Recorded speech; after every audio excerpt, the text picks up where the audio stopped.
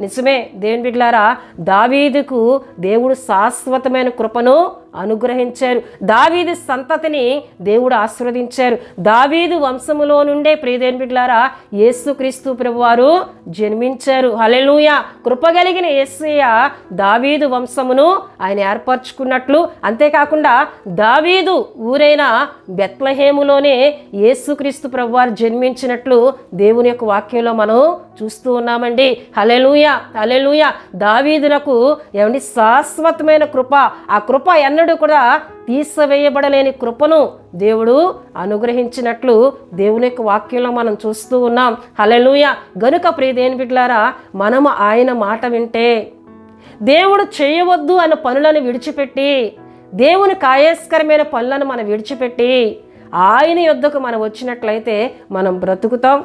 మనతో ఆయన నిత్య నిబంధన చేస్తానంటున్నారు.